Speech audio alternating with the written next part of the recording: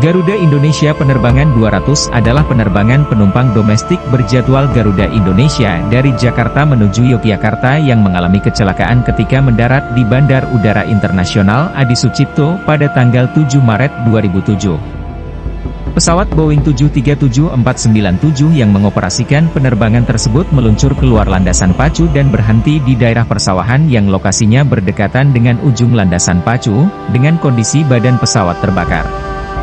Sebanyak 20 penumpang dan seorang awak kabin tewas, sedangkan 119 penumpang dan awak yang termasuk kedua pilot selamat dalam kecelakaan tersebut.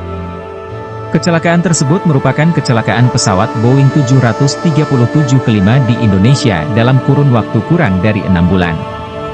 Beberapa tokoh Indonesia juga ikut dalam penerbangan ini, antara lain yaitu Ketua Umum PP Muhammadiyah Din Syamsuddin, luka ringan, kriminolog Adrianus Meliala, luka, dan mantan Rektor UGM Yogyakarta Profesor Dr. Koesnadi Harjasoe Mantri, meninggal. Pesawat tersebut juga membawa 19 warga negara asing antara lain dari Jepang, Brunei Darussalam dan 8 orang warga Australia yang merupakan rombongan jurnalis yang akan meliput kunjungan Menteri Luar Negeri Australia Alexander Downer di Yogyakarta. Saksi mata mengatakan api dipicu dari roda depan pesawat yang patah saat mendarat.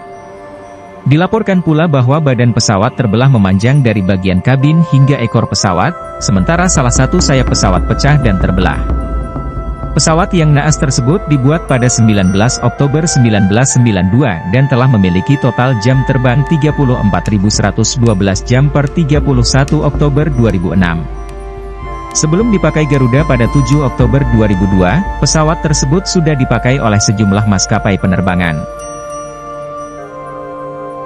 Di tengah udara yang cerah, pesawat Garuda Indonesia Penerbangan 200 bersiap-siap untuk lepas landas dari Bandara Soekarno-Hatta, Jakarta, pada hari yang seharusnya menjadi penerbangan rutin ke Yogyakarta. Namun, apa yang seharusnya menjadi perjalanan biasa-biasa saja berubah menjadi tragedi yang tak terlupakan. Kapten Pilot Irianto dan Kopilot Remy Emmanuel Plessel memimpin pesawat Boeing 737-400 tersebut dengan 133 penumpang dan awak pesawat di dalamnya. Penerbangan ini berlangsung pada tanggal 7 Maret 2007, sebuah hari yang akan mengubah takdir banyak orang. Pesawat Boeing 737-400 dengan nomor registrasi PKGZC bersiap untuk penerbangan dari Bandara Soekarno-Hatta, Jakarta, menuju Bandara Adi Sucipto, Yogyakarta. Penerbangan ini dijadwalkan sebagai perjalanan rutin dengan 133 penumpang dan awak pesawat di dalamnya. Pukul 6.20. Pesawat lepas landas dari Bandara Soekarno-Hatta dan naik ke ketinggian penerbangan yang aman. Awak pesawat melaporkan masalah dengan sistem navigasi pesawat, dan informasi yang diperoleh dari alat navigasi tidak akurat. Pukul 6.45. Pesawat terbang ke dalam awan tebal dan menghadapi cuaca yang buruk. Pilot dan kopilot menghadapi tantangan yang semakin meningkat karena sistem navigasi yang tidak berfungsi dengan baik dan informasi yang tidak akurat. Pukul 6.49. Pesawat kehilangan kontrol dan miring ke satu sisi. Pilot dan kopilot berusaha untuk mengembalikan pesawat ke posisi yang stabil, namun usaha mereka tidak berhasil. Pukul 6.50. Pesawat menabrak permukaan tanah di dekat Bandara Adi Sucipto, Yogyakarta. Tabrakan tersebut mengakibatkan pesawat terbelah menjadi beberapa bagian dan terjadi kebakaran. Setelah kecelakaan, tim penyelamat dan petugas darurat segera merespons kejadian tersebut.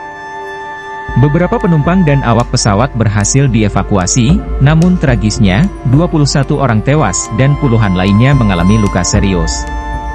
Pasca kecelakaan, dilakukan investigasi menyeluruh untuk menentukan penyebab kecelakaan. Hasil investigasi menemukan bahwa cuaca buruk, kesalahan pilot dalam menghadapi situasi darurat, dan informasi navigasi yang tidak akurat berkontribusi pada tragedi ini. Tragedi pesawat Garuda Indonesia Penerbangan 200 mengguncang dunia penerbangan dan menjadi panggilan untuk perbaikan dan peningkatan keselamatan. Kesimpulan dari investigasi tersebut memicu perubahan dan peningkatan standar keselamatan penerbangan di Indonesia dan di seluruh dunia. Pada tanggal 17 Maret 2007, kotak hitam pesawat ini dibawa ke Seattle untuk diteliti lebih lanjut. Hasil analisis menunjukkan bahwa sirip sayap pesawat tidak diatur dalam konfigurasi untuk pendaratan. Hal ini berlawanan dengan komentar sang kapten yang mengatakan bahwa ada daungus tiba-tiba yang mendorong pesawat ke bawah. Juga dilaporkan bahwa kopilot dan pilot berdebat mengenai kecepatan pesawat saat mendarat. Penyelidikan yang dilakukan Komite Nasional Keselamatan Transportasi menyebutkan bahwa pesawat berada pada kecepatan yang 60% lebih tinggi dari yang seharusnya. Pilot Marwoto Komar dilaporkan tidak menghiraukan alam tanda bahaya pesawat yang berbunyi 15 kali. Pada 2 November 2007, dilaporkan bahwa Komar telah resmi ditetapkan sebagai tersangka oleh Kepolisian Daerah Istimewa Yogyakarta, namun hal ini kemudian dibantah. Komar dinyatakan sebagai tersangka oleh pihak kepolisian pada 4 Februari 2008. Hal ini dikecam Federasi Pilot Indonesia serta Federasi Internasional Asosiasi Pilot Penerbangan, IFALPA, yang menyatakan bahwa penahanan Komar melanggar peraturan ICAO. Pada April 2009, oleh Pengadilan Negeri Sleman Komar dinyatakan bersalah dan menjadi pilot pertama yang dijatuhi vonis pengadilan. Komar divonis 2 tahun penjara. PIK berniat akan melakukan pendaratan dengan fasilitas ILS, Instrument Landing System, di Landas Pacu 09 Yogyakarta. Hal ini telah dikomunikasikan kepada kopilot. Menara kontrol, Yogi Approach, mengizinkan pesawat untuk mendarat secara visual, asalkan awak pesawat melapor bila di long final telah melihat landas pacu. Walaupun awak pesawat telah menerima izin pendaratan visual approach clearance, namun mereka melanjutkan approach dengan ILS. Hal tersebut tidak dilaporkan kepada menara kontrol. Proses descent dan approach dilakukan dalam keadaan visual meteorological condition, VMC.